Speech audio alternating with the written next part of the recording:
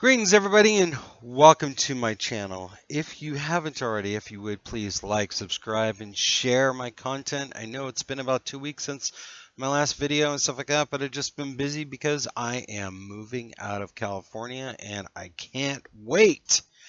So today we're going to be talking about, are we seeing a new world order emerge out of a Iran, Russia, China axis due to the blundering of the Biden administration? I would say yes and no. I'm not a big fan of the Biden administration, but what I see with regards to this situation is the problem is the West, and this goes all the way back to Kissinger, President Nixon, and going to China and opening up China, and the West thinking that China was going to adopt more Western values and stuff like that.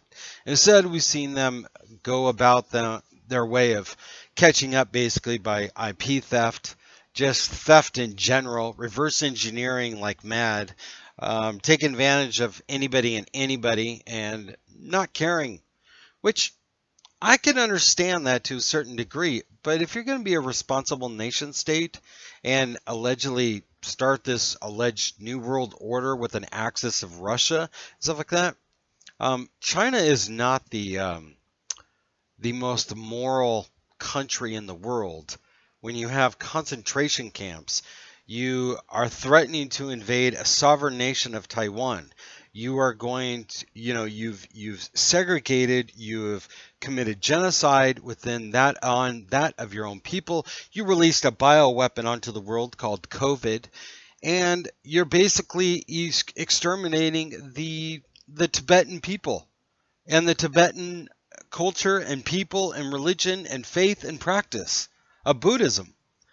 It's all in the name of communism. And if you weren't aware, too, communism always thinks that they need to wipe away the old, and all it needs to remain is that of, what we've got. And that's, communism.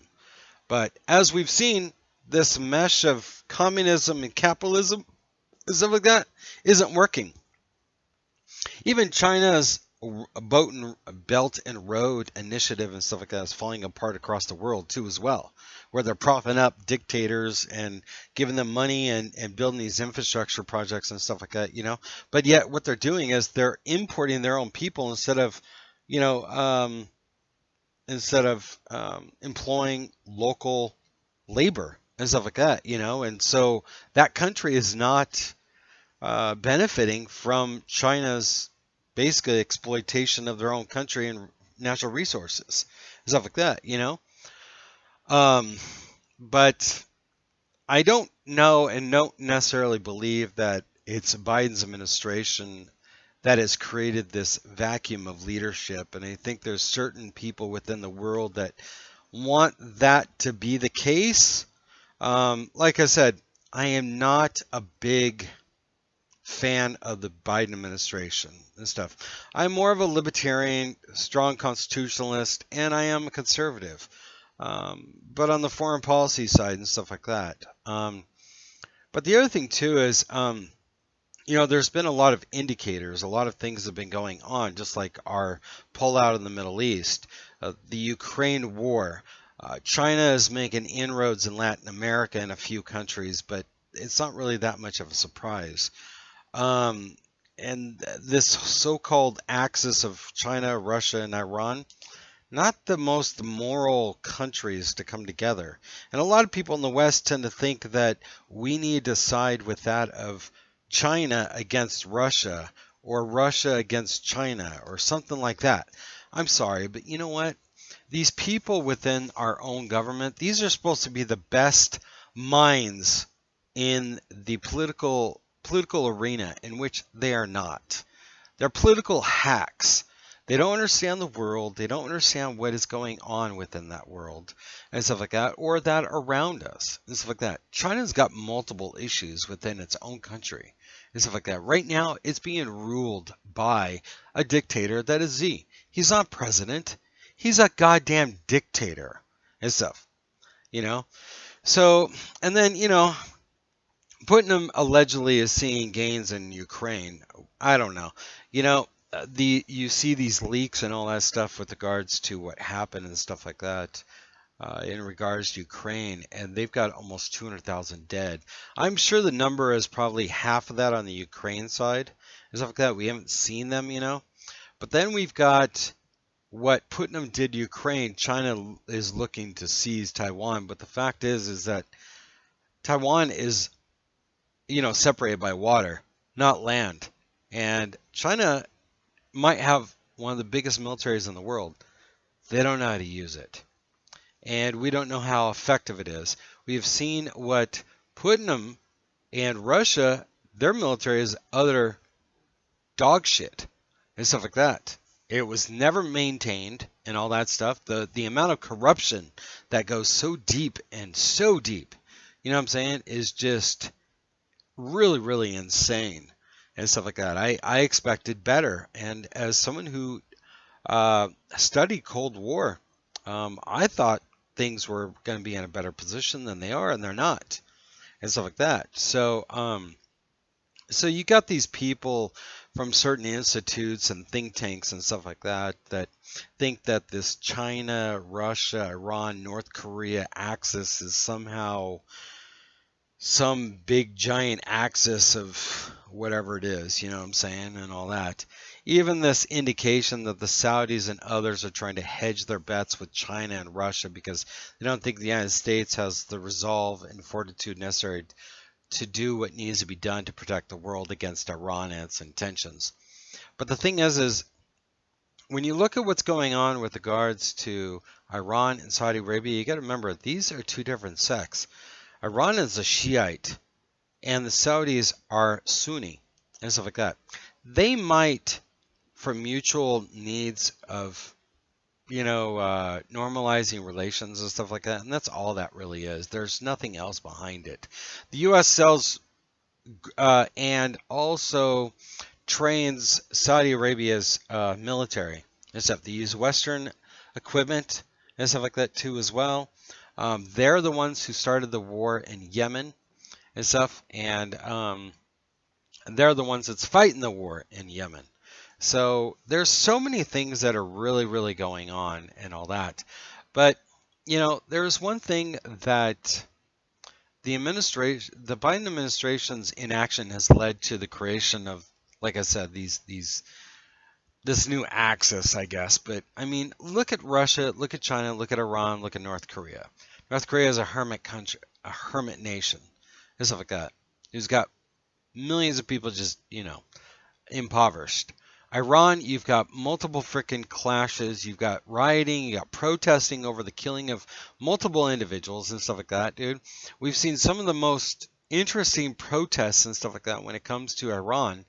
And we've never seen this before that has threatened the mullahs. China's got a lot of internal issues. Russia right now, this war is not going in their favor and stuff. I'm reading and looking and watching what's going on with Russia and Ukraine and the West that's helping Ukraine to fight against Russia. And I have to say, Ukraine on the most part is doing pretty damn good.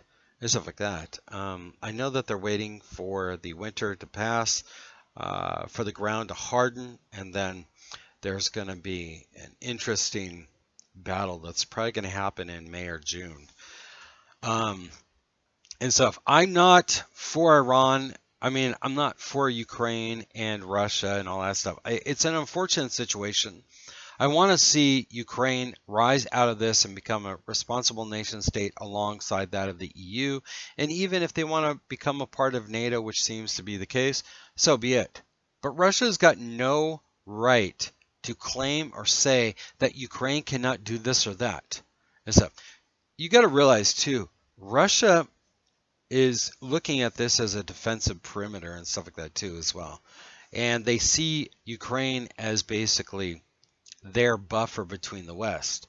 Well, the thing is the EU also wants to invite Russia into that economic bloc and stuff like that. But it's Russia that has failed its own people, which is sad.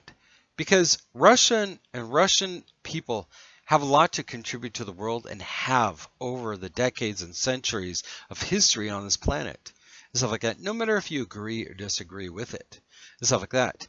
But in this day and age, there is no need for them to be doing what they're doing and stuff like that. They could have did all of this through diplomatic channels and stuff like that and worked through this and stuff. There are a lot of rumors that there was an agreement, blah, blah, blah. Well, I haven't seen no agreement or anything like that and stuff. And I think that Russia in the next 10 to 15 years, they're going to have a demographic collapse, just like a lot of Western countries are today. Even China is having a even having demographic collapse as well too. If you look across the world too, and they've made it even worse now with this invasion. If they've lost as many people as they claim that they've had, but I think that this entire situation or this idea that the administration has created a vacuum of leadership on the global stage, I just don't really see it, to be honest.